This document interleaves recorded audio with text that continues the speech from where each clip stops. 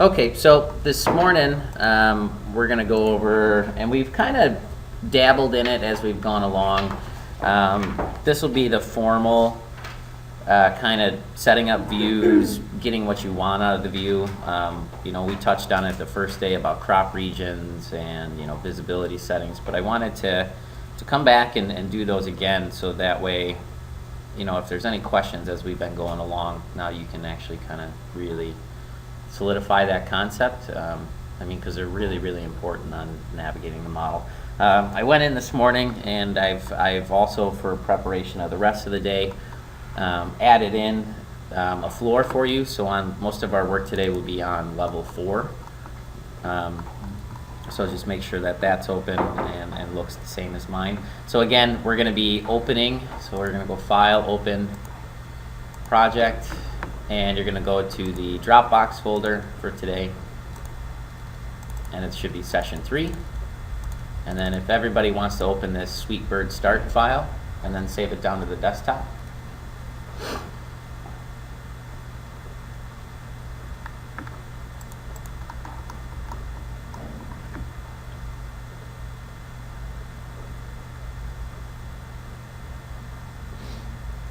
And then while you're waiting, some other things that I've added in from yesterday.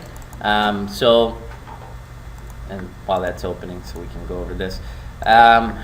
Also, when you're copying it, you're opening it and then saving it to the desktop.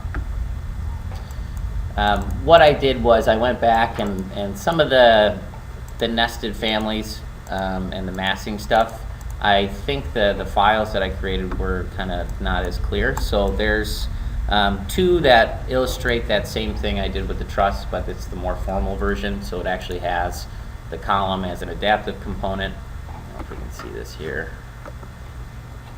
Bring that up. It has the column as an adaptive component, and it also has that truss divided. And then it also takes that same truss and the roof surface that it's intended to follow. In this case, Kansai Airport. There's a pattern surface on there as well, so you guys can track back and do that. And there's also then going to be a bonus video for everybody. So even the people that don't need the videos, there's going to be 2 bonus videos. One on that space frame tool creation. So if we come into there, you can see that they're in the works right now. All right, so the bonus video for that is here, which is that pattern surface and roof truss, and that bonus space frame tool. So in about a few days, sometime next week, you'll have the videos up and accessible, so you guys can watch those in your free time. So those will be the bonus ones for the people that were here, and then the people that weren't here, you got 8 hours of video now. So. Right. Well, at least you're not good old CK that's got to do 16 of them. CK. I'm sure he's full on you. Wherever he is. Come back from New Orleans. His face is gonna look like mine. Bourbon class. Okay, so does everybody have the file open? Saved down to the desktop? So let's everybody just make sure right now we go File, Save As, Project. Even Gabby over here, Gab. Sorry. Yes. And Mac. I'm sorry I don't talk to you, okay? Okay, so and then go ahead and open level 4. So again, this is a 2D view. We've dabbled a little bit in doing views and setups already. This is more the formal kind of re-round on it. So one thing, and the first thing on the syllabus here is the crop region. So one thing I didn't really talk about was how I managed the cropping of this view. Remember, we did our grids by that scope box, and we also did our grids by, or our levels by the scope box as well. So all of our annotative elements in that respects were guided by the dimensions of that scope box. We also found some things about that scope box, such as the elevation views. Those got to be tucked inside that scope box to be able to be seen. So let's go ahead and take our properties of our view here, which is level 4, and all of the kind of view extents, view ranges, all those things live under this extents area of the project browser, view properties, I'll call them. And by default here, it's giving me a crop view grayed out. So I can, and that's mostly because we are now guiding it by the scope box and not so much as guiding it by our own crop. So you'll see here scope box is labeled scope box. If I take that scope box and say I don't want to have any cropping host, I'm going to go click on none where it says scope box. You'll see that the crop view now comes visible. It's no longer grayed out.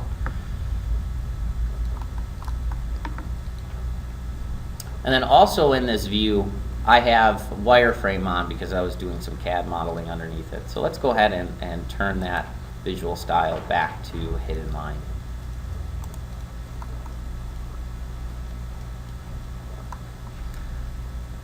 And then we remember that visibility graphics controls visibility of all elements in that view. And if we go ahead and turn on one of the CAD files, I'm going to turn on XL4.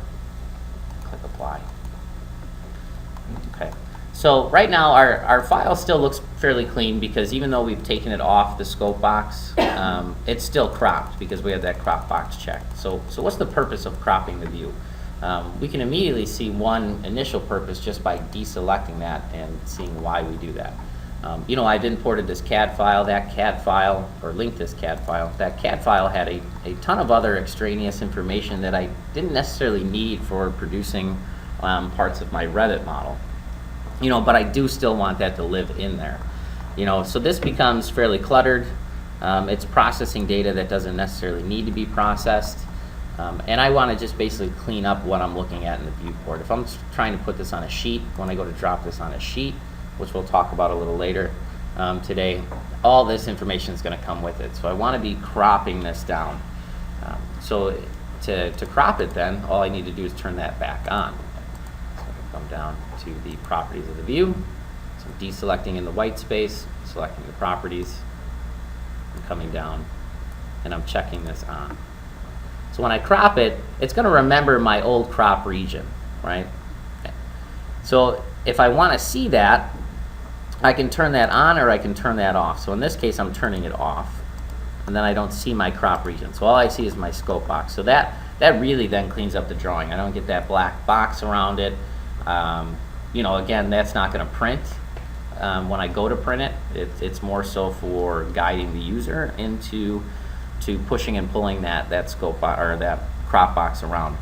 Another way I can also see that crop region is down at the bottom here. I see those two little toggle buttons. We went over those the first day. Here's the recap on that. If I want to show the crop region, it's right by the temporary hide isolate. I can show that crop region again. Right? I can push and pull that. And then I can also turn that on and off. As well with the button to the left. Now one thing that's kind of happening when I turn on the scope box, so I can actually see that region, and I hover over it, there's another dotted line around that scope box, and what that is your annotative crop. So if I move my scope box in any way, we know that our grids are annotative elements. Our section boxes are annotative elements. You'll see my grid lines, at least down here, begin to move. So why do we think that the grid lines on this side are not moving with that annotative crop? What in particular did we do with the grid levels? We pinned them, and what else did we do when we constrained them? How did we control, instead of pushing and pulling each one individually, how did we control them going in? Remember we did the scope box? So because these are driven by that scope box, right, when I look at one of the grid lines here as an annotative element and its properties, its extent, so how far it's pushing and pulling out in terms of the drawing space, is controlled by the dimensions of that scope box. So because this is driven by that scope box, that annotative crop is in some respects trumped in this case. So we don't, in some ways, we necessarily don't need it if we are diligent about having everything by the scope box. There's going to be instances where there's going to be no scope boxes on projects.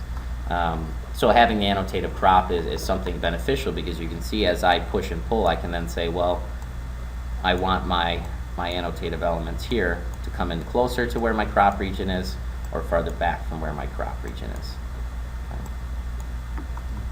And grids by scope boxes allow you to have consistency across multiple drawings. Obviously, the old AutoCAD ways, you've got one extra for your grid file, and that's linked into all your plans. And in Revit, because they're objects that exist in your model, that aren't just simply done line work. Scope boxes are really that way where you have duplicative extents as opposed to having to manually drag an line within a sheet view or something. When you, by default, when you bring in like an X reference, does it automatically clip to the scope box? No, you have Or you to. have to Yeah, remember we had to go into each one of these and tell it that its extent Okay. is driven by that scope box. And that's why in the template I kept the scope box. I got in the habit of doing this, starting out a lot of projects that are, tall towers. Trying to manage all those level lines became an issue. So, discovering that the scope box did drive a lot of those things, it saves a lot of time. From trying to push and pull, and as Aaron said too, it's just diligence and consistency among your drawings. And so if I want to bring that back, and I want my crop region, so let's bring our crop region all the way out on the left, all the way on the right here. Again, to review, just in the similar fashion that we had taken our crop region, or at least our grid bubbles, and assigned them the scope box host, I can do the same thing with my crop region. So down under the properties of the view, and again, this is the regional, it's not the global, so it's not going to do this for every one of them. It's only for this specific view. So if I want to then constrain it to whether it's where that scope box is, where it says scope box as that line item, I can then come under where it says none and then click on scope box, and I'll click apply. So what that does is then brings that crop region in. Around it, and then I can turn that on or I can turn that off, so I see it or I don't see it. Right, and what's nice is because it's now laying right on that scope box, when I do turn that on, because I've constrained it, now that scope box goes away. I don't always see that either. So sometimes people might confuse that with the property line or whatever it may be. Okay. So some other things about the view. Right now, we dabbled in and talked a lot about coarse view, fine view, and detail level. So let's go ahead and take our scale of our drawing. Right, so we can change the scale of our drawing here. We can go up to 1/4 inch. And remember, as I increase the scale, right, you'll see that my grid bubbles appear to go smaller, but that's not the case. It's really that the view of the model is changing. Remember, because all of our grid bubbles, all of our section tags, all of our elevation tags are annotative elements. They're not like CAD where I'm placing them in paper space to make sure they're all the same size. They're actually living in the model. They're actually hosting elements. So having them as an annotative element is really advantageous. When I go to place these on sheets, remember we placed the sheets the first day, that those grid bubbles were consistent from drawing to drawing. I may have one that's a scale of 3/16 inch. I might have another one that's a scale of a 1/4 inch. Those grid bubbles appear to be the same. Now let's go to visibility graphics. If I go to VV. Now, some things about getting what I want out of this view, right? So I see all my walls currently as a black hatch.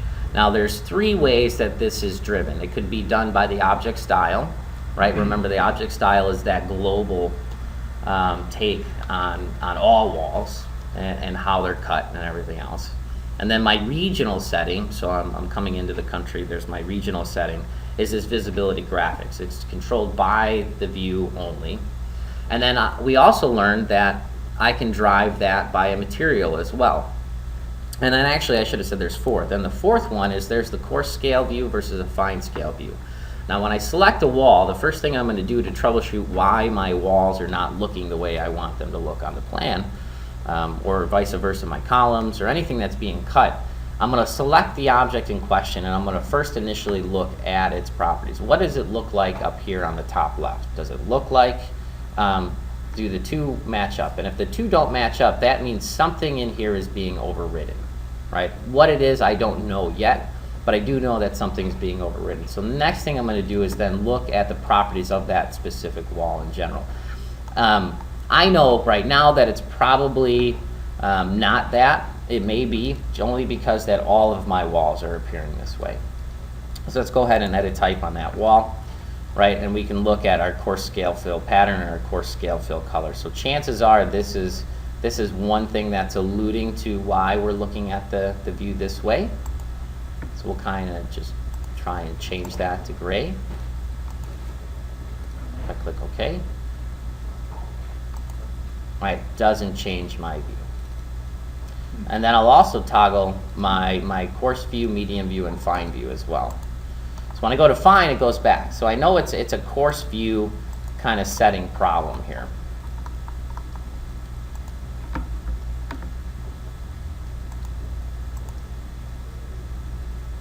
So I'll go back and edit type. We'll dig a little deeper. Right, so I know that the coarse scale fill color didn't necessarily affect that. So I'll switch that back to black. And then I'm going to look at the structure of that wall. So it should be just a single element structure, and it says it's SGA default for the material. So maybe next step on troubleshooting, I'll take a look at the material itself. So we'll open up the material editor and see that, okay, am I looking, is anything black when I'm looking at this? And I'm saying no, the solid fill pattern should be solid fill gray. And my color should be solid fill color.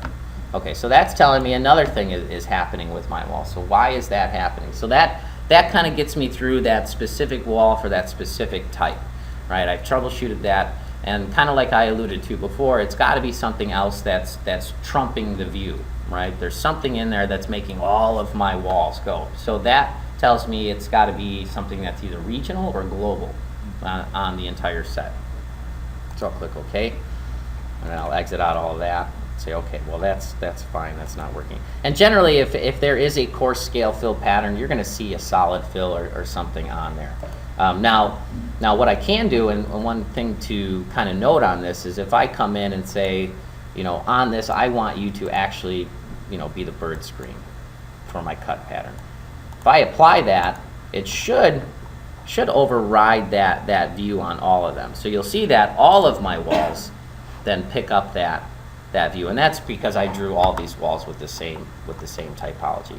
But then these guys are not. So there's something there that says, okay, well wait a minute, I could be one or I could be the other. So the last part is I'll check my regional settings, and then I'll come back and say, okay, why is this doing it? And chances are it probably is that coarse scale fill pattern. But then the last double check is to go through visibility graphics. And 3 places to check here for where it is. I'll look in my wall category. So or if it was a column, I would look at the column category. I'm going to look and see if there's a cut pattern problem or if there's a line pattern problem. And then I'm also going to go into the object styles, right? So this is the global. This is going to apply to everything to begin with before I start doing visibility settings. So I tend not to come into here unless I really, really have to. And usually I only have to come in here when I'm troubleshooting. So here we go. Walls are black with a line color. Their line pattern is solid, and then their material is default wall. So that material isn't necessarily how it's being cut. It's more so handling line weights and things of that nature. So it's definitely not there either. So that tells me that it has to be within the wall property itself. Oh, one last thing.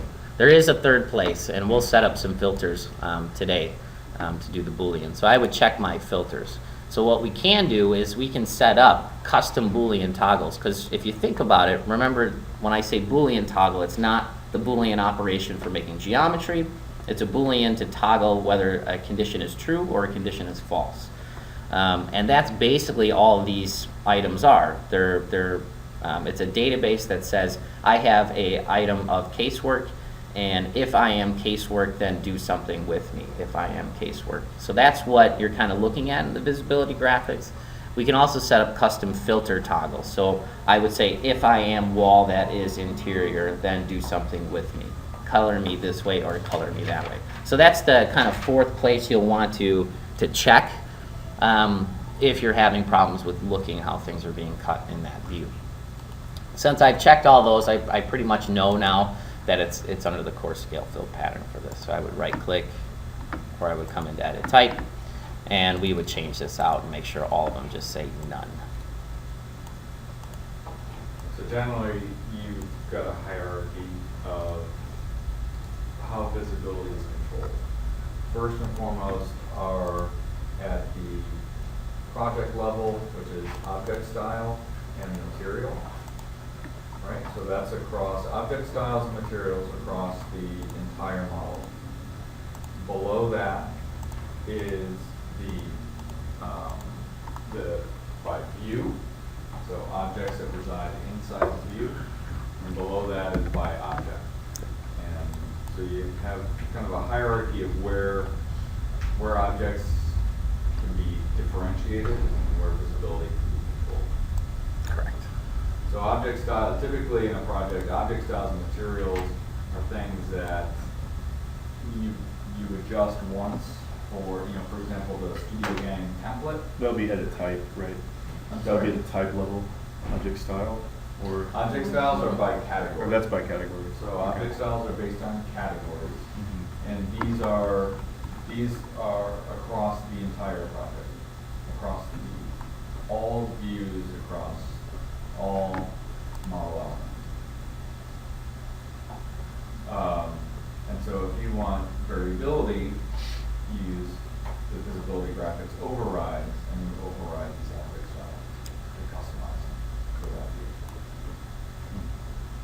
view. And it kind of, and also too, it's I still even have trouble kind of keeping in that visual of the hierarchy in my head. So diagrams are always huge. But if you open up all the windows, traditionally, I mean, this window is the trump, right? If it's the first window on top, that's going to be the first level of hierarchy. Second level is going to be the next level of hierarchy. And then again, third level of hierarchy in the bottom. Okay, so now let's go ahead and set up a filter. So again, I kind of talked about being able to set up your own little filter. The same way we assign parameters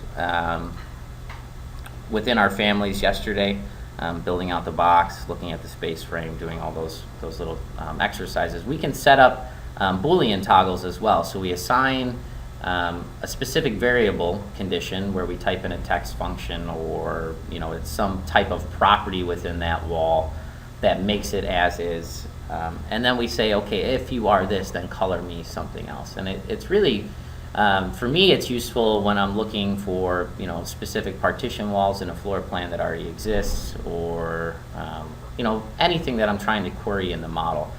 So if we look at one of these walls, so you can select any one wall, and what I want you to do is on that wall, I'm going to put in the comments area, I'm going to put test condition. You're adding, that's an instance property, so that's a property that's only for that instance of wall. It's not a type property, it's not over all of those walls, it's just that one wall. Correct. And then within this specific view, so again, that instance property is going to hold in every view, but on this specific view itself, I want to set up a Boolean. So only in this view do I want to see this wall differently. So I'm going to use that textual condition that I put in, that value for that variable, and I'm going to test cases amongst it. So filters are pretty powerful in the fact that really I can set up my own custom visibility graphics from that. So I'm going to go ahead and click on Edit New at the bottom here. So I'm in Visibility Graphics, all the way at the end where it says Filters, and I'm going to go to Edit New. And then you'll see it looks like there's quite a few of these already in here. So that's one place we'll have to clear those out. Yeah, there's quite a few in there. We're going to ignore all of those, and we're going to create our own new one. And we'll kind of separate it out. Let's put an exclamation point at the beginning, do the AGD underscore test condition. That way it appears at the top of our stack. It went to the bottom of our stack. That's okay. And then within that, I need to then tell it, what do I want to test? So of the categories, what do I want to test? So I can say, and I can even filter by discipline. So in our case, we're really only working with architecture. So I'll take that list and cut it down immediately by deselecting all the other disciplines and only having architecture. And then you'll see that this is kind of a recurring theme. All of our families are designated by this category. All of our test conditions are by this category. In our case, we're going to be testing walls. And then within walls, once I do this, it's an order of operations. I have to do one first, then I have to define the category. Then within this, and unfortunately we only have 3 rules to test. But generally I haven't needed more than 3. There's been a couple times where I've needed more than 3, but. And then I can see that all the properties that I find within that wall category, windows are going to have a different set of testing criteria. Some are going to be the same. Things like keynotes are going to be there amongst all categories. Manufacturer is a variable category that exists among all categories. In our case, we put our test condition variable into the comments area. So that's one of the most common places to kind of just do the one-off. I'm testing you for something. So I'll do in comments. And then within comments, what do I want to check? And this is where we set up our Boolean toggle. I think anybody that's worked with Grasshopper should know about these Boolean toggles. It's the same thing as algebra class in high school. Is it greater than? Is it less than this? Does it equal this value? In our case, we want it equals, right? Does it equal test condition?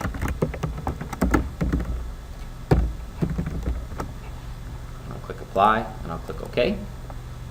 And then I have nothing, right? So I need to then, after I do that, I need to actually add it. And I could have added it when I went there, but I wanted to show you that I don't necessarily need to always go into the edit new. I can always just come in and add then my AGD test condition. Click OK.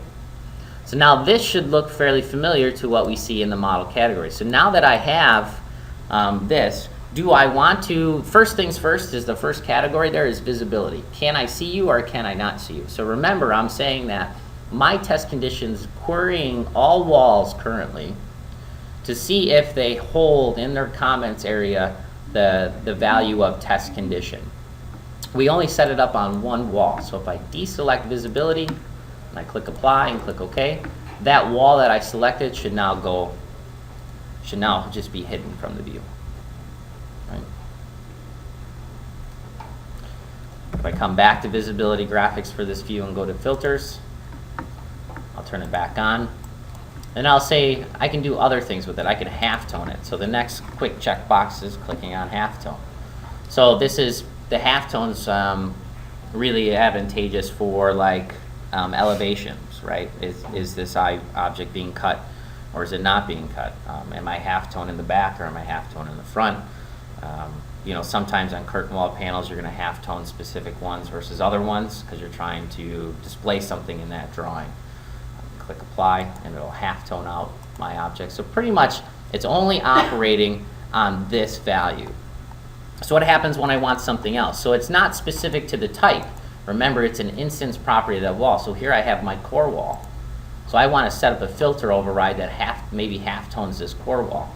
This core wall also holds a comment area within it, so within comment area here. Now I don't have to type it in. Again, once I type something into the comments, it's stored as what's termed as a persistent global. So then I can grab that test condition for all objects that have had anything typed into the comments. So I could have typed, blah, blah, blah, blah, blah, and it would still pull that blah, blah, blah, blah, blah out of that comments area. So it makes that setting it up, after I've set it up, it makes it go a little bit more expedient once I have all those things in there. Now, one thing to note is there's still some times where you'll type something in incorrectly.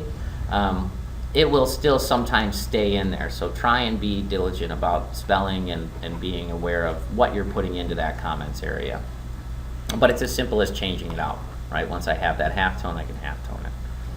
Some other things I can do with this filter is, again, just like I would do in the model categories, the annotation categories, I can change my line style and line weight, right? So I'll make a 5-line weight.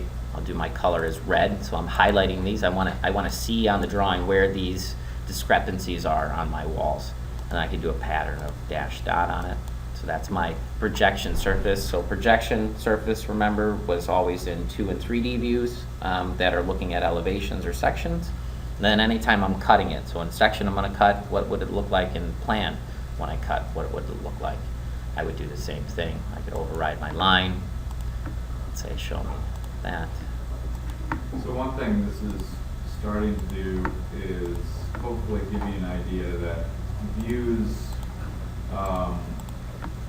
it's kind of a mind shift. AutoCAD, I just think, trains you really to be focused on creating views that are ultimately related to output. And in Revit, a majority of the views that you're creating and setting up aren't meant for output. They're meant to help you manage model, help you create model geometry, help you manage model geometry. So the way I use filters on projects is creating filters, for example, filters based on fire rating, filters based on show me where all my generic walls are. So anything named generic, so that I can immediately find it in a view, identify, oh, these are generic, these haven't been identified as a 1R, 2R, whatever, non-negative wall assembly. These are still generic, I need to give them a specific width. So you end up using these filters and visibility override to help you, create a series of what, again, we term working views that help you manage and model geometry. So it's not necessarily, I want to use filters so that I can print out a drawing to have, this goofy line work on my walls. It's really so that I can immediately visually see, where are my walls that aren't fully defined, or where are my walls that don't have a top constraint, right, that are unconnected. You can use the parameters of the objects to help you manage visibility and help you better model. Yeah, and another place that this really comes in handy is when you're doing sheet issues, right? So I'm going to issue a sheet. There's a bunch of section tags that haven't been placed on sheets. So I can assign this filter to specific views and say that control that tag and make it so that tag doesn't show up on the drawings that I'm issuing if they haven't been placed on any other sheets, because you don't want to be issuing tags that don't have numbers in them. Sorry, say that again? Like the layer set, so if you want to. Similar, yeah, you're creating rules. Obviously, you have, so in some ways it's by object is like layer by object, right? Mm-hmm. You're better off managing layers globally through visibility graphics overrides instead of by per object. But yeah, these filters are like layer sets.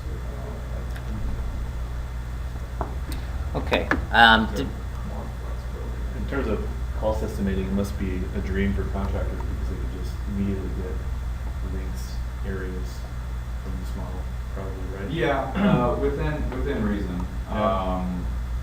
I think, I do a fair amount of cost estimating work with general contractors and help them figure out how to take apart designer models and build their own estimating models. It is, it's extremely fast to get to preliminary numbers. Right. There's still additional steps for verification, and it's not like, take your material schedule, go to Home Depot and purchase a bill of materials.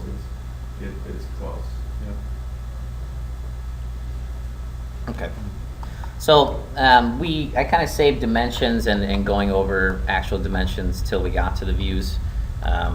We've touched on what you can do with dimension as a constraining tool. We've done it as a query. How wide or how close is this? Now it's actually getting into annotating inside of it and leading into annotating. So To do the dimensions, it's under the annotate ribbon. And then we have our kind of first set of dimensions. And then if I pull down my set, I can start changing out my type. So yesterday we had an issue of, why am I showing 2/56 of an inch? Well, I want to show it as an 1/8 inch, or I want to show it as, only a 1/2 inch tolerance. And even though we went to project units, it still changed it. So within that annotation set, I can also then begin changing out types. Now, types are not specific to the view itself. It's going to be, dimensions are specific to that view, right? Yes, am I right, Aaron? Then I put a dimension, it's only going to show up in that one view? Yeah. Yeah, Anything on the annotate ribbon, anything on that annotate ribbon is view specific. So these are not model elements. If you create a text note, if you create a tag, if you create a dimension string, it does not automatically populate in any other views. Again, it's a Revit way of thinking. It's a Revit mindset of annotations that can be, when you blow them away, you're not deleting them from other views. You're deleting it, for example, when we get into tags and tagging, that's only on that view. Okay, yeah. So again, to kind of really get the full, what can I do in 2D with these, I always use the align dimension. There are cases where linear will come across, but typically I'm going to do the aligned. And that's more so because the aligned is going to track objects no matter what their orientation is and allow me to do, dimensioning with them. Right? And I can track back to the next one. To do a linear dimension, when I do that, it's going to give me my, cross angle here. Right? So there are cases where you'll do that. I think that's more kind of contractor kind of way of doing it. Right? I've seen it both ways. I think this is probably the harder way of doing it. There might be cases where you're trying to calculate the angle from those, so you would do it that way. Again, it's a matter of preference. I can do my angular dimensions, select an angle here, so I tab through until I get an item that I want, and I can tab through to the next item that I want, and it'll give me my angle. And the most important part of all of that is that you're associating that dimension to an object. You can't just dimension the space, you can't just dimension when you create a dimension, you create an association between two objects, and when those objects get deleted, that dimension gets deleted.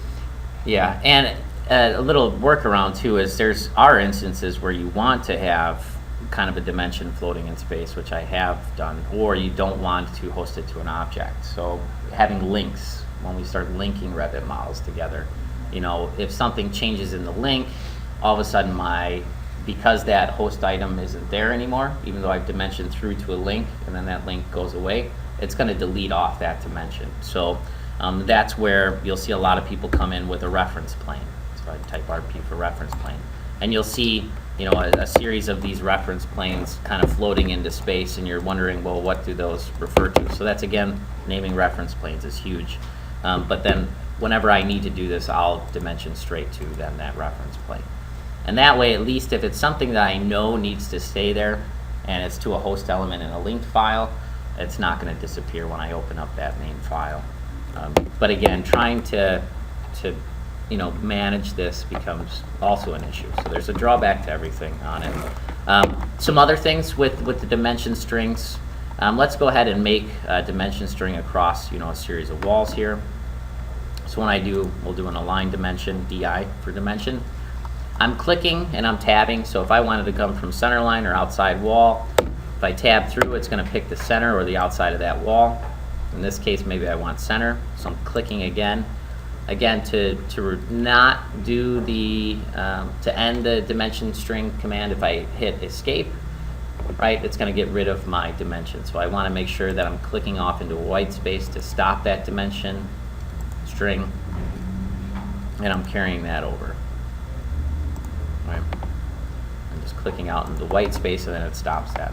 Remember, we can make that equality. So at this point, because I'm dimensioning, it still has the ability to squeeze these, so avoid making the equality constraint unless you really do want it. It might be grid lines that you're trying to make equality. Locking a dimension is going to keep, it's kind of like pinning an object, it's going to keep me from moving this dimension, right? It's going to keep that together and move those walls with it, so that dimension always stays that way. When it creates what's called constraint. And then if I want to take away witness lines, so each one of these is called a witness line, right? So I can come in and I can begin editing those. So maybe I don't want to have, you know, somebody came in and dimensioned, well, I need an overall dimension and I don't need these two dimensions. I can edit that witness line and I can actually then remove that, right? And then just drag it off. Yeah, to close the dimension string, you click out in the space, not on another object. I can also add in witness lines. So if I edit my witness line, I can come in and replace that witness line. Annotation inside the file, again, like Aaron said, it's only to this specific view. I can make text, right? If I come in and I want to make a text element, I have some options. I can make a text that adds a single leader. I can add text that adds 2 segment leaders. I can do the swoopy curved leader. So we'll go ahead and, you know, place our text first where we want it. We say I am a wall. Did you guys customize dimension styles yesterday? We touched on it. Yeah, we touched on it. That's one point. So in terms of units and getting that. Yeah, let's backtrack a little bit. So remember yesterday we sifted through and Will was kind enough to say, hey, you can change that through the type. So within the dimension style, if you go to properties of that dimension set, I have my linear dimension style located, right? And right now it's on 1/256th of an inch. So within this template from I believe it came from UFC, there's a lot of dimension types already defined within it. So just like I'm going to do a dim style in CAD, I'm going to have a lot of these preset, hopefully, in the template. So in this case, I have 16 foot, I have a 10-foot 3. So we would probably really need something that's a little more fine. So remember up at the stairwell here, we had our stairwell that was reading the 2/56 of an inch. If I do a dimension style on that, there we go. All right, so we have 4'3", 85 and 1/28 of an inch. Again, that's way too precise for what we need. We would then say, okay, our precision's coming in to be, I would first see if there's one there. Does it take it down to an 1/8 inch? Yes, it does. When I need to change that type, I would come into edit type on the dimension string, and then I have all of my dimension styles that I would find in CAD, I can find here in Revit as well. Do I want my... Yeah. And so within that object, you know, a lot of times you have to add, you want to add text to that dimension string, right? Minimum, verifying field, similar. If you double click on a dimension string, you notice something else opens up. So this is a dimension text override where if you don't want it to be a dimension, you want it to be something else. You know, God forbid you don't override dimension some other number. Bad architect. But you have to add above and over, you know, specific other text, right? Every dimension's VIF. Yeah. Once you build it, there will be no corrected. Yeah. Once you finish it. Yeah, let me know what dimension you got. Put it on the contractor. That's your job. So, you know, this is where you would manage this. You could also do, like I see on other projects, you're working on projects in Canada where you want 2 units. You could develop styles that have both above and below, you know, metric and US units. But I think, you know, what's important is, you know, once you create a style, once you create a dimension type, how easy it is to just simply swap types, change styles, match properties to override. So, you know, getting used to the idea of not deleting and redoing it, but just simply changing the type. So when you change under the type, when you change from one type to another, does it change all the current dimensions of the drawing, or do you have to do a filter to select all these elements and then apply a new type? You need to change, you need to select the instances of dimensions that you want to override. You can right click, for example, if you right click and say select all instances, visible in view. Oh, okay. It's going to select all instances of that type. Cool. And you could do that across your entire project. Every Cool. single view, let's say you've got, I did it as 1/8, I need all my views to be 1/16. Right. Select all across the entire project, boom, change Cool. the type, done. What is your next annotation default to the one we just did? Or like what's your, what you have to keep changing? And I guess you. No, you have to, so if I go into my dimension command, even though I've changed it, I need to actually Well, change the style now. change the and style, now draw one. then draw one, And now close it, and now escape and go back. and then it'll come back up. Okay. Yeah, it's the same as drawing walls, placing components, all those things. So if you draw after that command and then switch it after it's drawn, it's still going to default you back. The same as changing heights on the walls. Which That's, was the last thing you Yep. created. That's the Exactly. last thing. I have one more question, sorry. Yeah. So when you do that same command, right-clicking on a wall, and you just select all instances in the entire project, it selects all the instances of the wall, including the one that has the different visibility there. Yep. So that means that wall is the same instance, it's just manipulated on the object level? That wall's the same type. Same type, okay. It is a different instance of that type. Okay, so So you're selecting. why would it say select all the type, instances and it would also? You're selecting all the instances of that type. Right. So really it should say, Select all type. select Similar- all similar of that type. type, Yeah, I guess would be a better way of saying it, but okay, yeah, what it's doing is it's selecting all the instances of that type. okay. Because of that type. Sorry, I'm just confused. yeah, it's confusing. I think, language is important jargon, Yeah. right? To be able to call things parameters, types, instances, project parameters, shared parameters. I think it's categories, to be able to use the right terminology is important. It helps you find stuff, right? When you get lost and buried. Okay, again, then annotative elements, so I want to type in textual elements. When I come in and under the annotate ribbon, I'm going to go to text, so where it says text, right? Again, the same way we do dimension styles, I can do text styles. So within here I have SGA note and a series of predefined text styles. So I have red transparent, another red transparent at 1/8 inch, so different sizes of text I can change, transparency of that text, what is the leader arrowhead. To create the text, again, it's just clicking the text button. One is just straight text, so the first button I'm going to type and say I am text. Zoom in here. Right, if I want to edit that, I can double click on it, do I am text to change that. Right, I can move it, right, and it'll begin to try and align itself once it has other textual elements within it. I can rotate that text on the fly. Some other things I can do with the text then is adding a leader line. So I'm going to add the leader line. It'll be the first quadrant of the text, Revit. And I'm clicking where I want to draw from first. So I'm pointing at an object. So in this case, I'm pointing at the wall.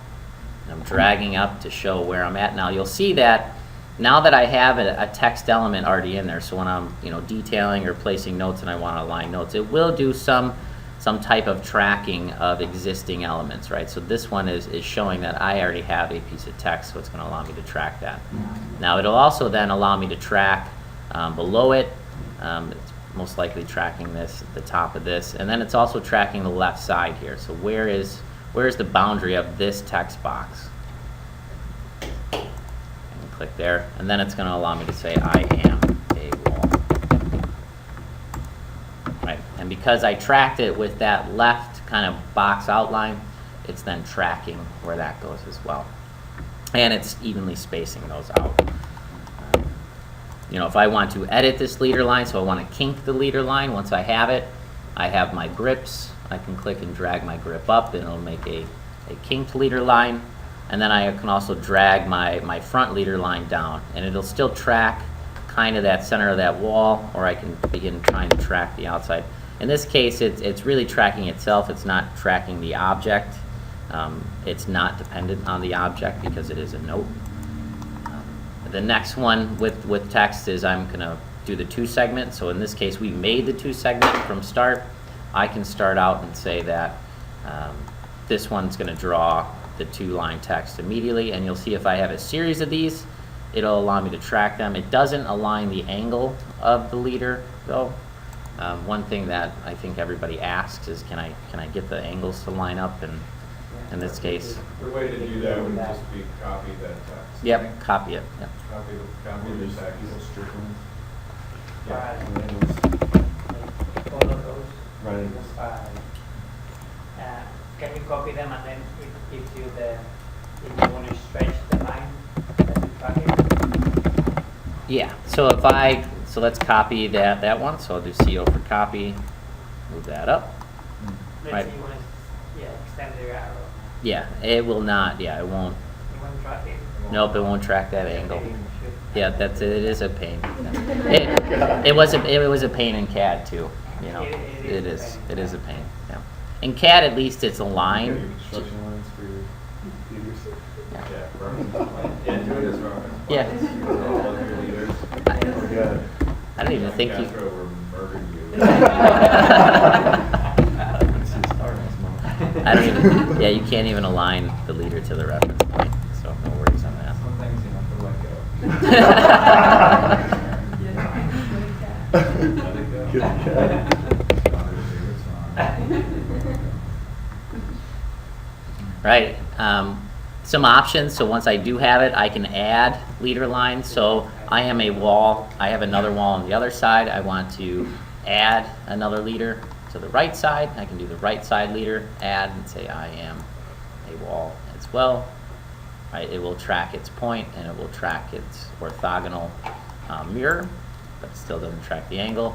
I can also add more leader lines on the left side. So I'm going to add, a few more and say this is a wall, this is a wall. So I can push and pull and make more of those.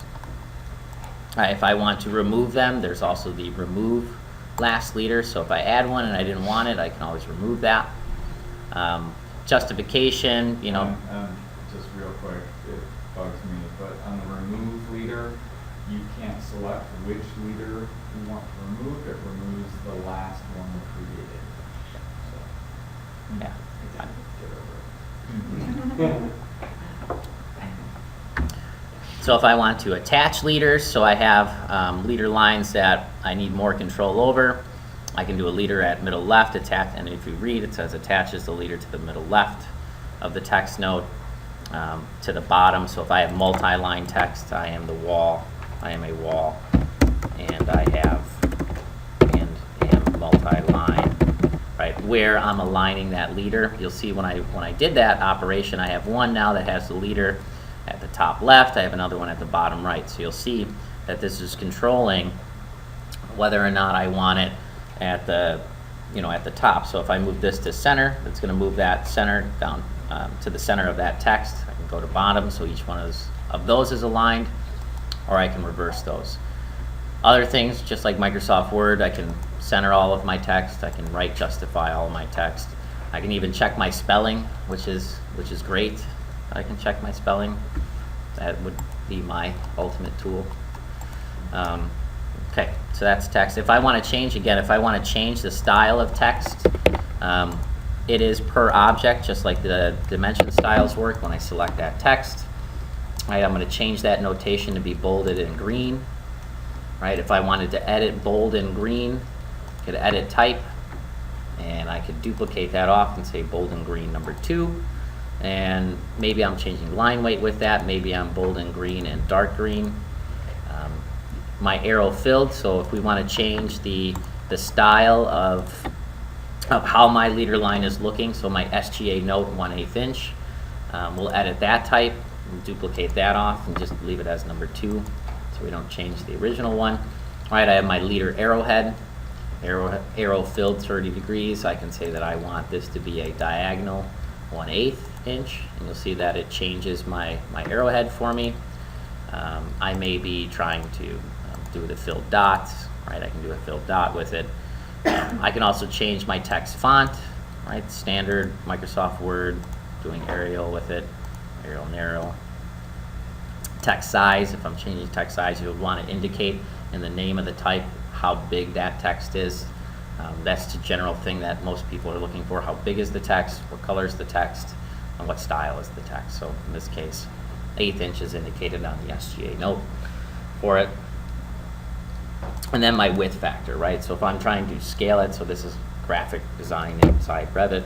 If I wanted to make my letters really wide, it says, whoa, you're out of range. Put a 5 with it. Should space that out so it's a little wider. Generally, you're not going to get that. There we go. Any questions on text? Did I miss anything? So then views, we go to your project browser. Yeah. One important thing about views you'll do a lot is duplicating views. So if you right click on a view, if you select duplicate, you have 3 different versions. One is duplicate with detailing. So detailing refers to annotation objects that are view specific. So text, spot elevations, tags, dimensions, detail line work. If you duplicate with imported CAD line work, those are detailing. So that's very important because most of the time you're ending up, you're just copying a view that's already existing rather than just creating a new one.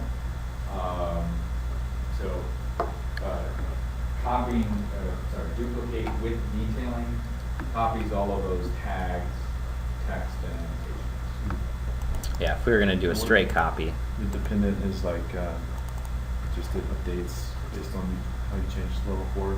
Yeah, so Craig, So- an example of that. Yeah, so this is the copy of level 4 with just the straight duplicate. This is the one with detailing on it. And then I have the dependent. So one is then dependent upon things within The it. dependent means when you change the visibility crop region of the dependent view, it's managed, there's a hierarchy. That's why it's a subset of that view, because if you change the master, it'll change the dependent views below it. So you would do that if you had, for example, a match line. You would have an overall view, and then you would have dependent views off of that. And say, I want to just control visibility at one level and have that visibility trickle down to these 2 match line views. Because it's the same view, they're just cropped differently, right? Okay, 3D views. We've touched on the section box. To get to the 3D view, again, there's 3 places I can get to it. By default, Revit doesn't give you a 3D view out of the box. In our case, in the template, there is a 3D view already open. Remember, from the top, I can go to the house at the top, which is the default 3D view. I can access it through any other 3D views within the project. I may have several perspective views, camera views, section cuts set up within that I can go to, or I can go to the view menu, and within the view menu I can bring up my 3D view. So within my 3D view, I want to call up my default 3D view, or I can just click on the house and it will automatically default me to that 3D view.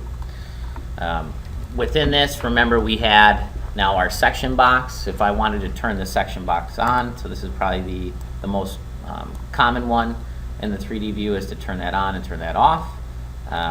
So within the properties of the view itself, I can turn on my section box, and my section box is going to encapsulate. Even though we don't see CAD files in here, remember our CAD files that we've linked in still have depth point data in them. They have other objects, so Revit does still read those as an extending element. So therefore, when I do my section box, that's why it's not necessarily only around the project. Using the view cube is really helpful for somebody that's just starting out.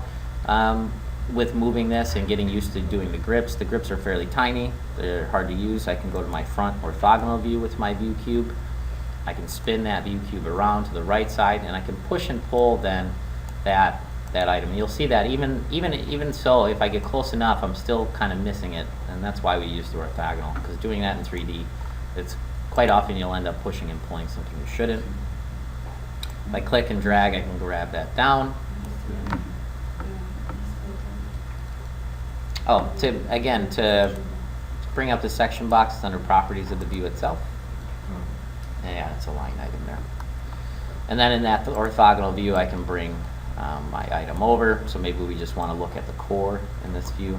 And if you go to VB, display graphics, so one is a checkbox which turns on your section box, which actively activates your section box, basically allowing it to cut geometry. You go to VB and look at your annotation categories.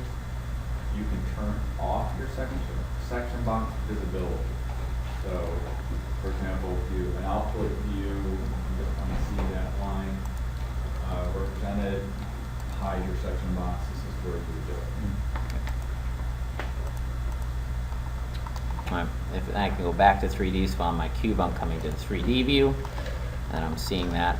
So in this case, I can also move, if you feel comfortable enough, you can move this in 3D. However, aligning it to where you want it to go sometimes is problematic. You know, a lot of times you're ending up adjusting it, looking, adjusting, looking, and adjusting. Some other things I can do with it. So remember, we had that nice little hidden triangle, upside down triangle. It's called the context menu. If I want to look at just a pie slice of a floor, or maybe a pie slice of a section, I have a 2D section and I want a corresponding 3D section view, I can align those two together. So in our case, we have a section through the stair core. I'm going to go to Orient to View within that, and then under that I can do sections, elevations. In our case, we'll try the section stair core. And it's going to take my section box and it's going to go to that stair core, and it's going to operate it that way and align it to that. So wherever that section line was, it cuts my section box with it, and whatever the view depth of that section was, it's also going to pay attention to those boundaries for that section. So this is where, you know, your first reaction is going to be in 3D view. Why can't I snap my section box to something?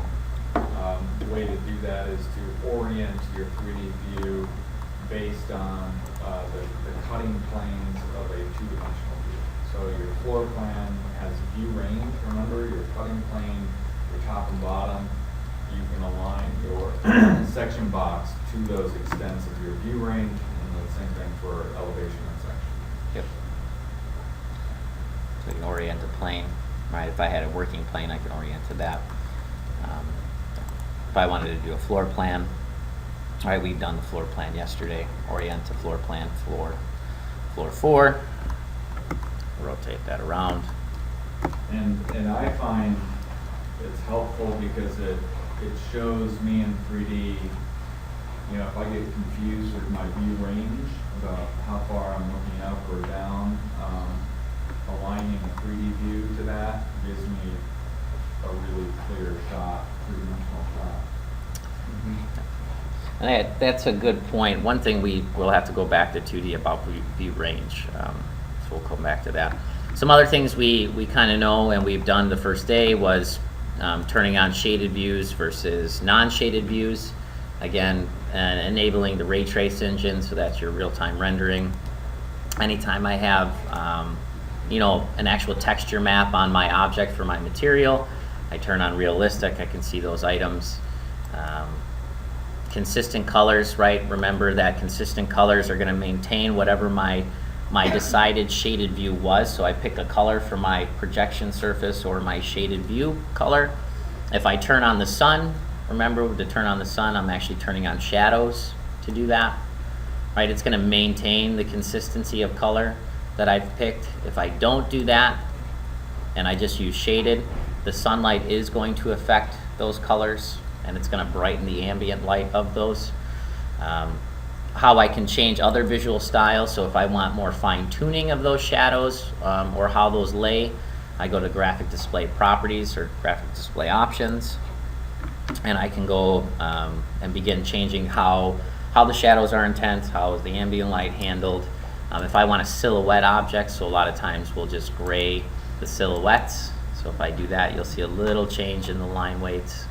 For that, maybe we'll do 90% gray, so we see a bigger change. Shadows, right? If I'm casting shadows, this is another way I can turn them on and turn them off per view. Turn that back on and apply. If I do ambient shadows are going to take the summation of how two objects interface with each other. If I have an intersecting object, I'm going to show a little bit of ambience around that intersection point of geometry. So apply and turn that on. You'll see how that begins to kind of muck up a little bit of the drawing, but it also gets a little depth to your three-dimensional views that are colored. Hidden line views, it tends to work fairly nice as well. If I go to hidden line, you'll see you get a little bit more variation in that sense. Just be very aware of when you're using shade and shadow and sun views, the closed hidden windows should be your friend. Because if you, for example, now you toggle over to a plan view, you start making some changes, your model will slow down dramatically because you have this open shaded view in the background. So every time you make a change, it's recalculating shadows, it's redoing the shadow counts. And so a good habit, what I do in terms of creating a keyboard shortcut for yourself is the CW, close hidden windows.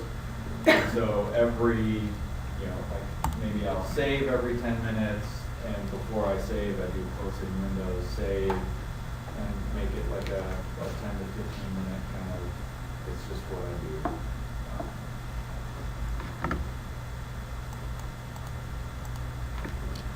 Some other things I can do with the, here's our save. Everybody save if it comes up.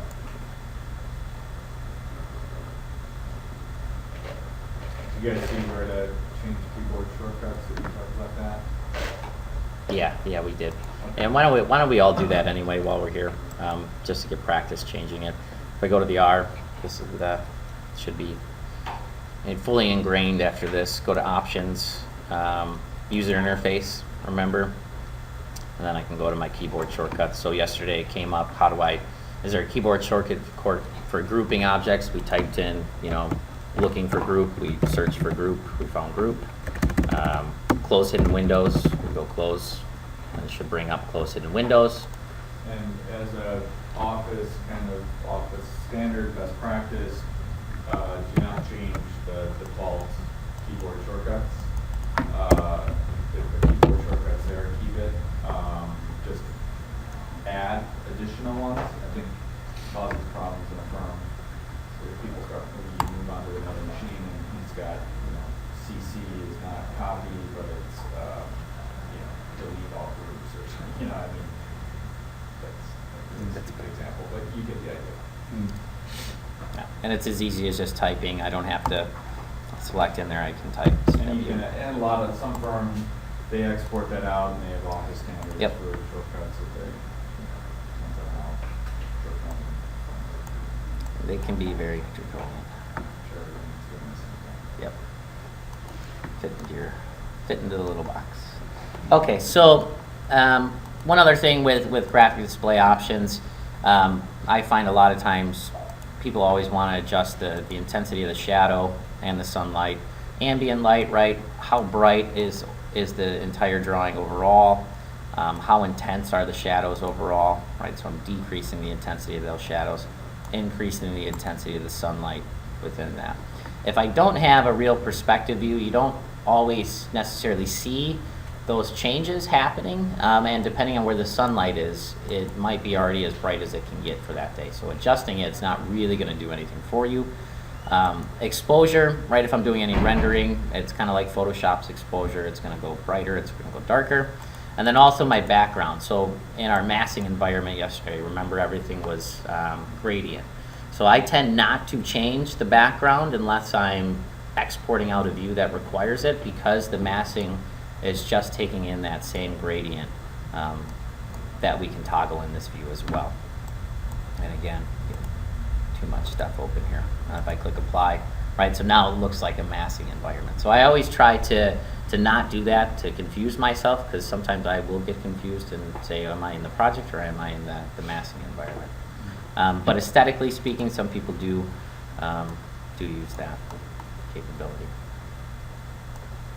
All right, so let's go back to the level 4 and pick up what we didn't do is with view range. So one really important thing is your view range. So there's going to be times where you're trying to model something, and even in a family, I'm trying to model something that's above my cut plane, and maybe I don't even see it. I'm having trouble modeling it, right? I want to model it in a floor plan view. I don't want to model it in a ceiling plan view. So how do I access that element? Ceiling planes and the such. I need to adjust my cutting plane. So how do I adjust the cutting plane? By default, within the properties, Revit is cutting your view range, right? So right where we see an extents, I also have a view range, and if I edit that, right, we had to reset one of the views prior, I believe yesterday.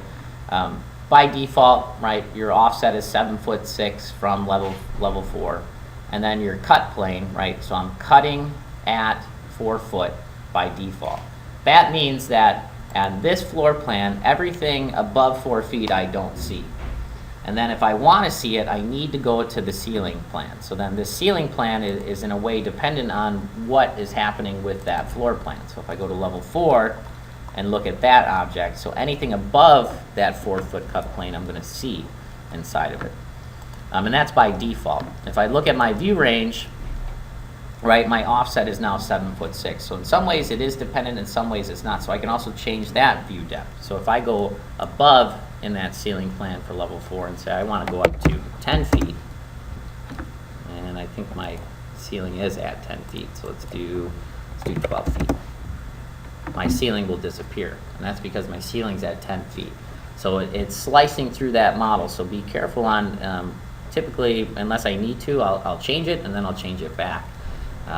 Basically, if I want to see something or I don't want to see something, I can control that depth. So I'll remove that. I'll take that back to the original 7'6". Now, if I wanted to model a wall, I could model a wall. It's going to go in the negative. It gets confusing, though. So if I wanted to, model in the soffits for that ceiling, I would go to the floor plan view on level 4, and I don't see my ceiling plane.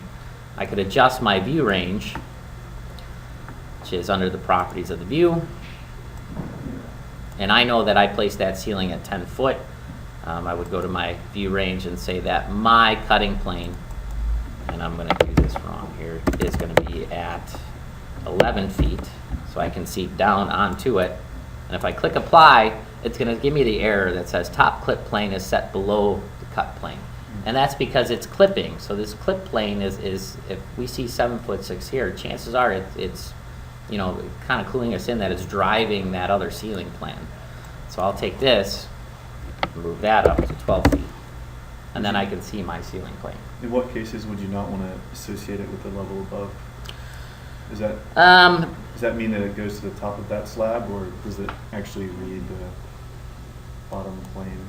I typically don't ever change it. Aaron, you might change it for other purposes. The question was the top cut plane. I don't ever change it from my associated level.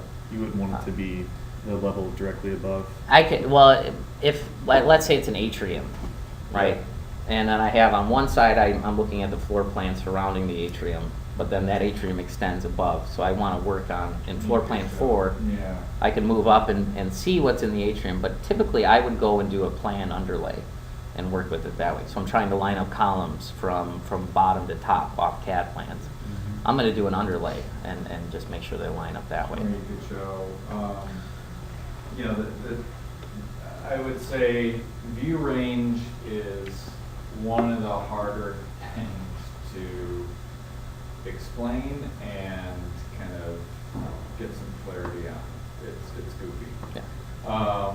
Especially when you look at a ceiling plan and your top range is actually your bottom range because you're looking upside down, so you're upside down and you're extending your top, which is actually your bottom. I typically leave it when I want to see, for example, structural, when I do a structural plan, and I want to see where I've got some steps and floors and a step in the floor above, where I want to see that edge of that floor.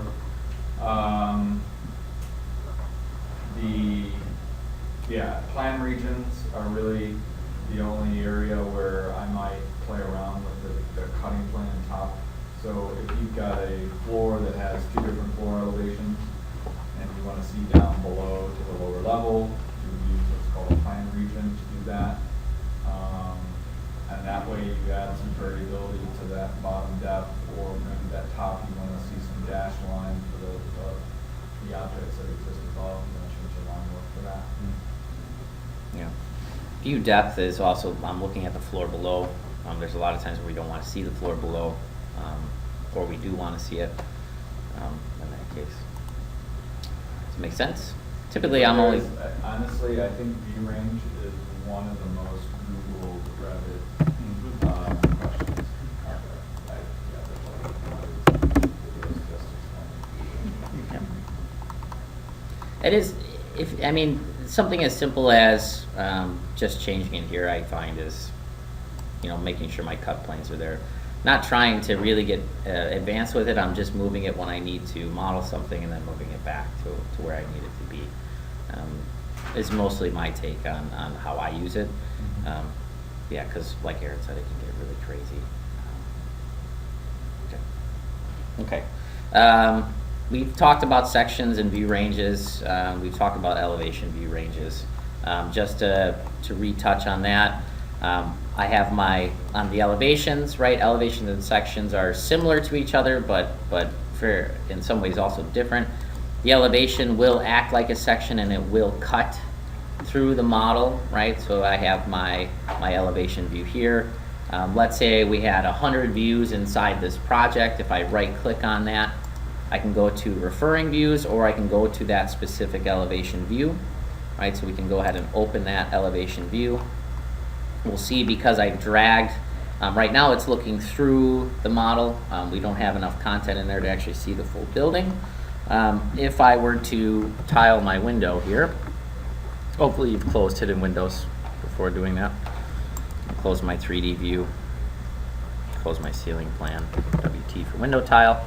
If I look at the elevation view here, if I drag that in, right, to halfway through that model, it's going to actually begin cutting that model and showing me less of what I see beyond that. So I'm not grabbing the body of the item. So the body of the elevation marker, remember, is controlling which direction I'm looking at my view, or if I'm doing multiple interior views, or it might even be exterior views depending on where you're at.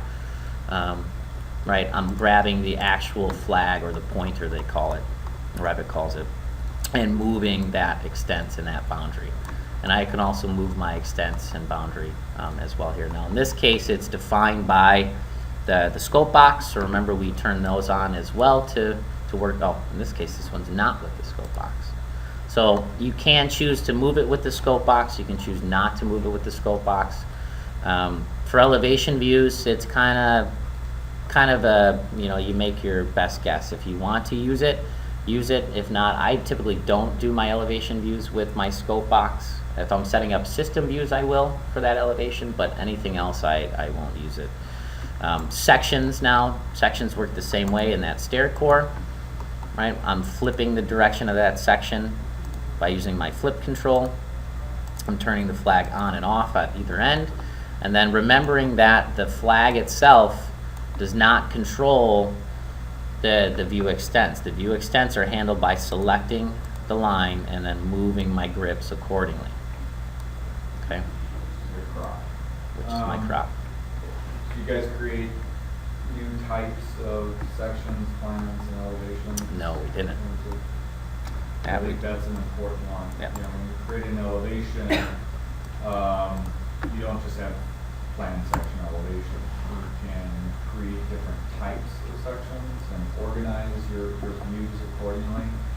Stair sections, interior sections, overall building sections. You can have different types, and each type can have a different symbol if you want. And it allows you to better organize. If you open up a project like the UC project, there are 6 different elevation types.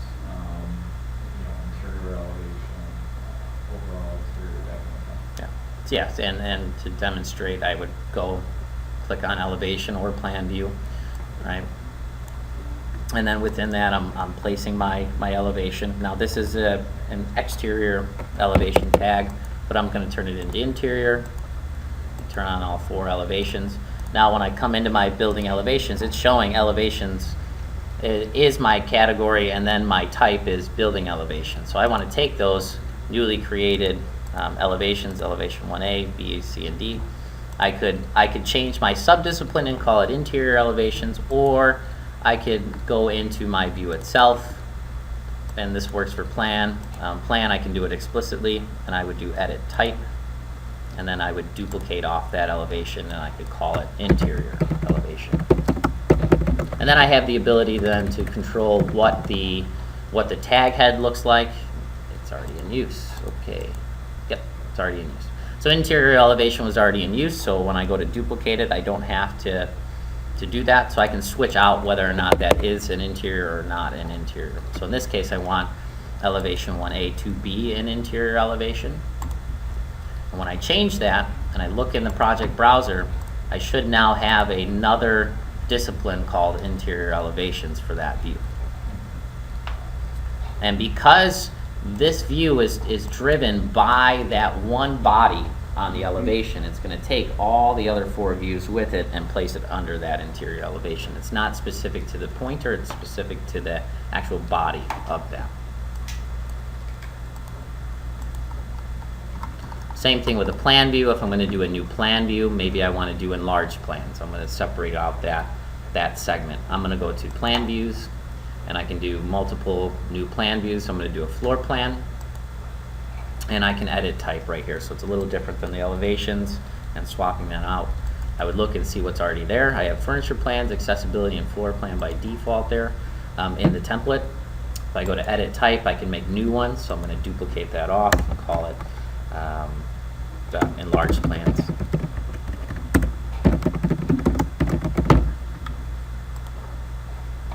Click OK. So that makes a new type of enlarged plans and gives me access to all the other levels that I created. So I'm not, whereas before when I had floor plans, I saw nothing in my list because every level already had a floor associated with it. Because this is a new type, I can now access those again. And then also do not duplicate existing views. So if I was in the last one, floor plan, and I said do duplicate existing views, I still have access to any other ones I want. This is just a toggle to keep you from having redundancy in the model and making copies. And then so I can go to enlarged plans. I would do level 4, enlarged plan. And then within my project browser, I should see now a set of floor plans that says enlarged plans now, and I should only have level 4 there, right? I can change the scale, move that up, orient my crop region. So if I go to scale, I would do 1 inch equals a foot, zoom in, and then turn my crop region on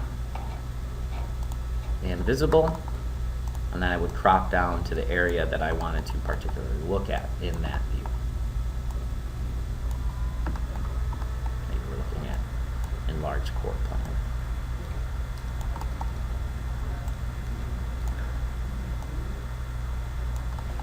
I know I'm making you jump around a little Yeah, bit, that's okay. Greg, but I think before you get into view templates, which I think is one of the most important things to understand about managing views in Revit, is understanding how to use view templates.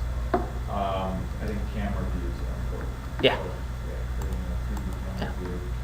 Yeah, we've talked about view templates too on the first day, so How it's do okay. you title the elevations on the sheet or on the view? In what respects? So you want to put a tag into there? You want to? Yeah, just like. Remember, is it linked to the no, it's property? no to populate the tag. So that's later today. But remember, when I'm placing a sheet, we made a sheet view the first day. It wasn't until I actually placed the view onto a sheet that it actually populated the tag.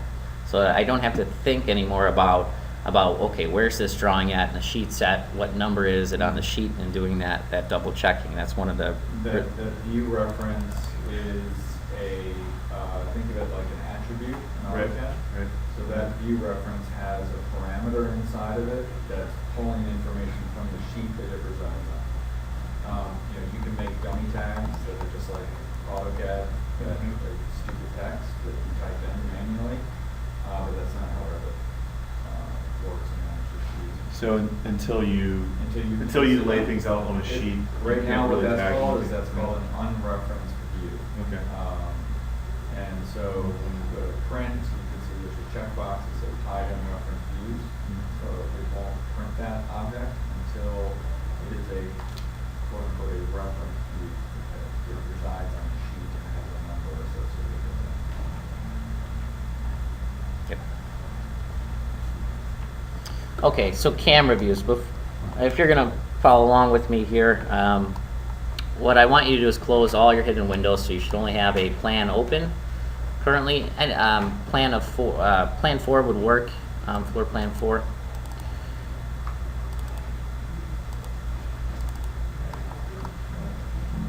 And then within that, I want to also open up a default 3D view. Actually, we don't have to do that yet. Just leave the floor plan open.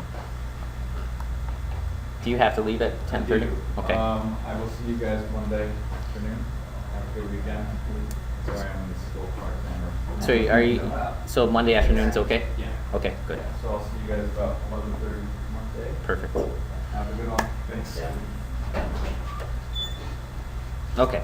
So to make a camera view, I'm going to come into the 3D view, and then where it says default, below that is also a camera. When I click on camera, it's kind of like placing. How many people have placed a camera in 3ds Max? How many people have placed a camera in Rhino? Everybody? Okay. So when I place a camera, it's pretty straightforward.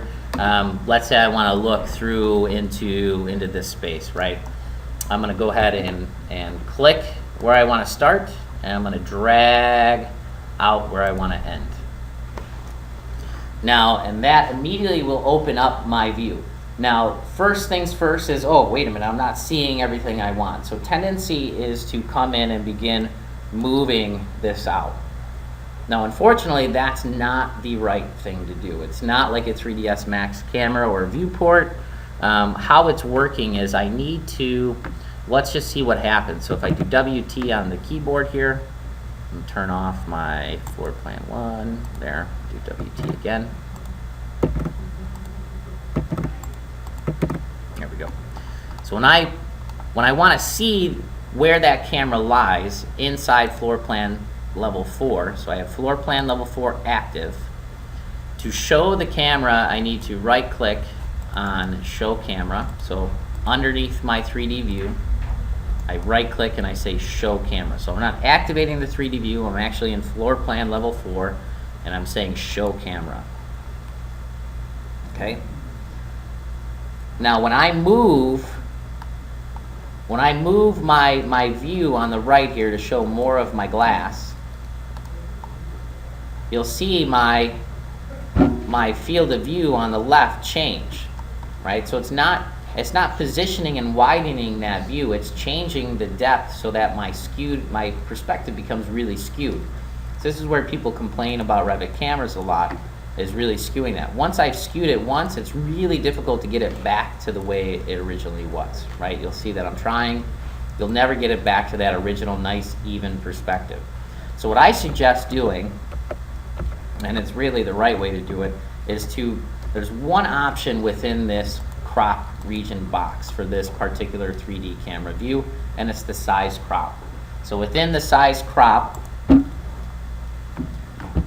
I'm going to come in and I have two options. I can change the field of view or I can change the scale of the view. So the scale of the view is going to make a larger drawing, which is then dictated by the amount of pixel resolution that I print with, which if I wanted to make it 12 inches, it's going to scale that up. And so the drawing didn't get bigger on the sheet or in my viewport, it just said that my output size is going to be this big now. My field of view, if I want to change how much I'm looking at within that view, I'm going to change the field of view, and I'm going to say that my width is now 24 inches. And what that'll do is it'll evenly drag out from the center point of my camera and give me an even field of view on all sides. So that it alleviates the parts where my field of view becomes really skewed, right? Because there's going to a point where in Max you can have camera correction, right? Revit, there's no camera correction. All of a sudden things just start going really wonky when you go out really far. So I try not to use camera views as much in Revit for actual issues to a client. It's more so for internal use. You print it out, somebody can come sketch over it, or you're sketching over that view quickly that way. Or just kind of positioning, say, hey, we want to view kind of like this. At this point, we want to view like this here, taking that camera to max and doing what you want with it there. Again, all the graphic properties that we had in the other 3D view, you can do here as well. Turning on shade and shadows are there. Again, if I don't have a light in the model, it's going to darken it. We're not going to render in Revit. I'm not going to talk about rendering. I can place lights in here to illuminate it and do my renderings with it. I'm not going to render. Everybody knows where the render button is. It's easy to render in Revit. I try to avoid it. It's really slow. Where again was the property? Modify. I just select it, and then up in the modify area, and then options is my size crop.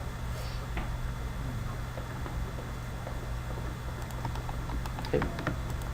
If I want to change where I'm looking at in elevation, so that's another thing I don't change, is if I skew it up, all of a sudden if I have columns in that view, they're going to skew as well. But the same way we manipulate this in floor plan, I'm going to also manipulate that in section. So in section, I can open up a 3D view. So we're over here for that section. I'm going to drag mine out. You may or may not have that in the model. Come down to section.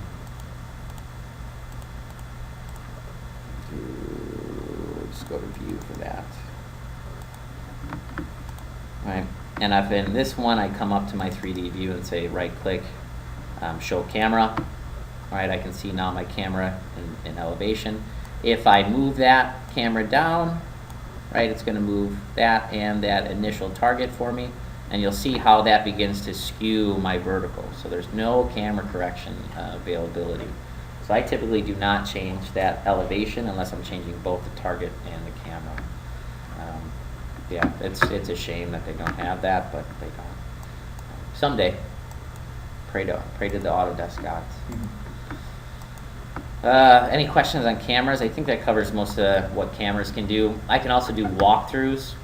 So within that, if I want to, I can kind of walk through a space with somebody, kind of like I do in SketchUp. If I come to there, I can do walkthrough below that, and maybe I want to walk down this hallway. So it's basically gonna keyframe where I'm looking. So I'm taking my camera view, kind of swirling down the hallway, a little inebriated, coming around there, coming through there, and then I'm going, oh my God, I'm done. All right.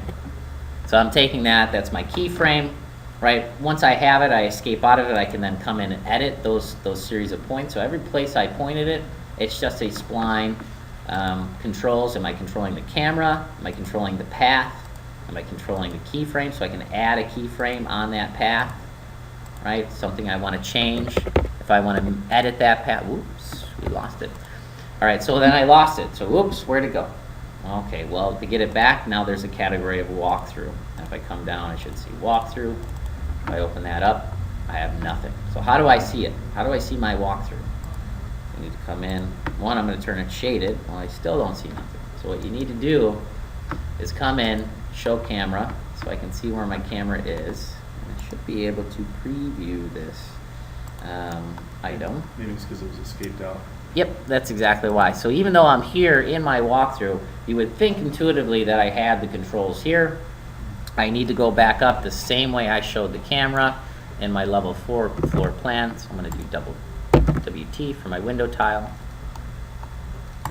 And then I'm going to look and say under walkthrough, I'm going to show camera. To preview it, I actually need to grab the camera in the floor plan view. Right? Oops. And then I'm going to edit that walkthrough, and I should be able to then look and go through it that way. Right, so I don't have it there. I should be able to do previous keyframe, and then I can kind of walk through there. I'll step back. So once I step back, because we finished it and I was at the end of the camera frame, now I can preview that. And it'll step through that. Now you'll see that it doesn't entirely keep up in the one view with the other one. That's because of computer resources. You may have a supercomputer and it's able to keep up. In my case, this is not a supercomputer. Most computers are not super enough for Revit. But you can see kind of how it's going. And if I want to step through keyframe, I can get an idea of how that comes across. Again, the same way I added the camera in vertical versus horizontal. I can do that as well in section.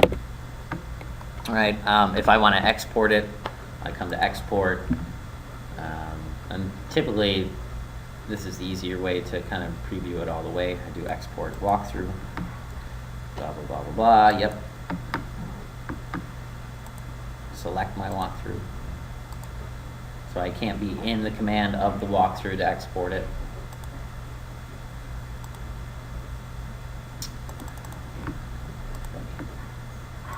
Export images, animations, walkthrough. There we go.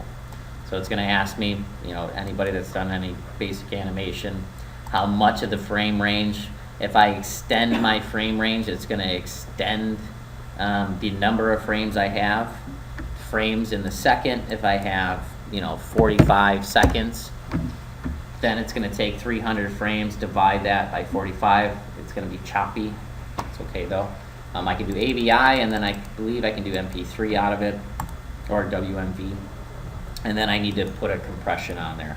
So if I don't compress it, it's going to be a problem. Most computers should have this Microsoft Video 1 codec, standard codec to have. Codec is your video encoding. Then I can actually watch the thing go as if it were. Oop, almost hit that. What's that? Yeah, it's good.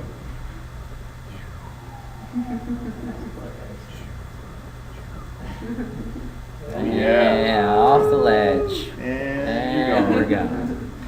So, Might have to put a railing. yeah, probably want to put a railing for the inebriated people. Okay, all right. So that's 1045. I think that covers most of 3D views. We've done view templates. Do you guys need me to go over view templates again? Do we remember how to do it? Did you do it yesterday? No, we did it the first day. You don't remember? Again, I'm saying again. Since we do, yeah, instead of taking a break, we'll cover it for sure. We'll definitely cover it then. it's going to be refreshing. Yeah, Rhodia, Right. taking a break in between here. Yeah. On vacation yesterday. How was it? How was it, by the way? Was it good? Yeah, I guess. Yeah. I mean, it was too fast. Yeah. Yeah, you had to move, right? You were moving? I did move. And then you went to New York and came back. Oh, you went to New York yesterday? Here in the morning. and- Oh my goodness. Holy cow. We almost passed each other in the morning and we were like 3 minutes. I know, I saw that you gonna Okay.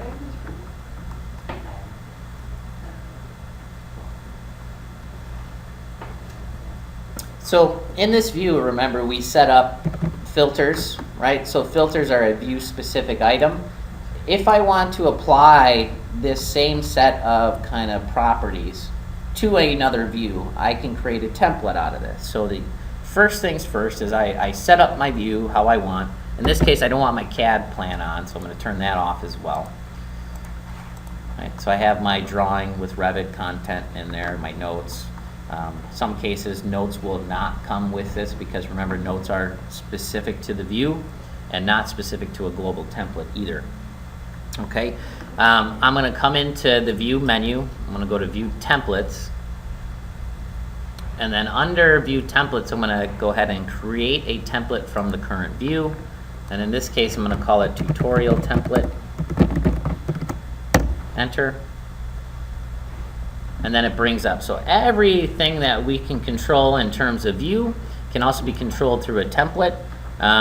Basically, it's just a streamlined interface for everything that you see in the properties and also most of the things you see in visibility graphics. So here I have overrides on model, right? Each one of these buttons is just going to pull up a different tab of the same window.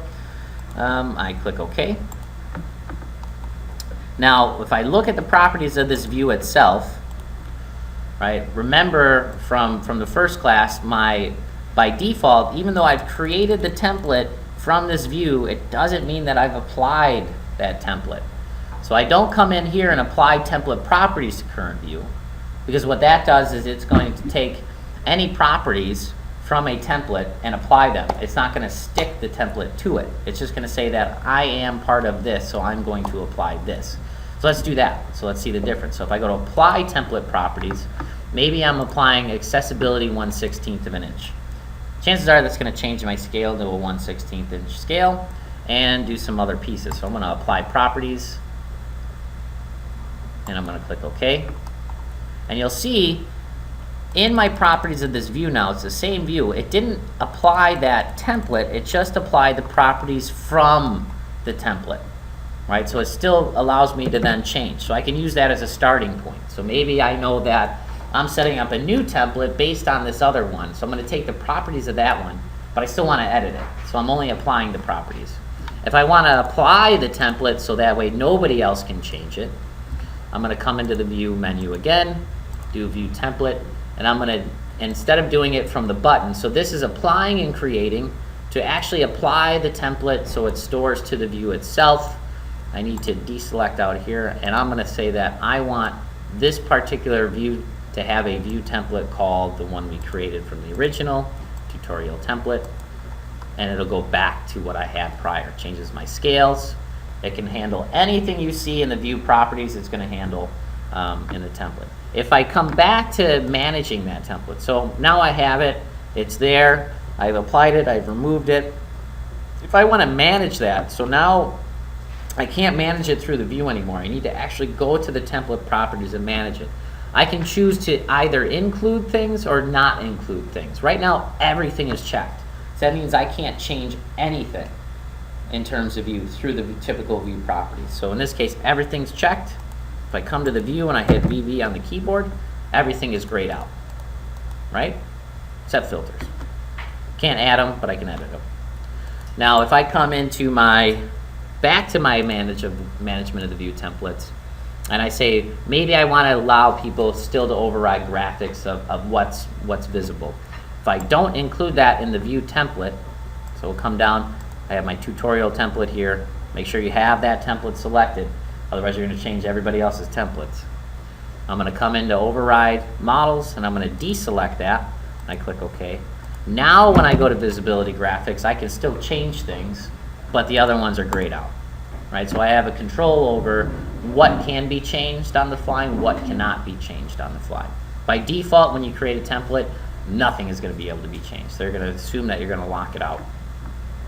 Then if I'm setting up a series of plans, right, that are similar to this, right, I'm creating a drawing set. I'm going to come to my other views. Maybe I have, level 5. Level 5 I want to be the same, right? Level 5 has CAD plans in there. It has all these other things. Well, I know that I already have a template set up, so all I need to do is in the properties of this, come down to the view template, find my tutorial template, and apply.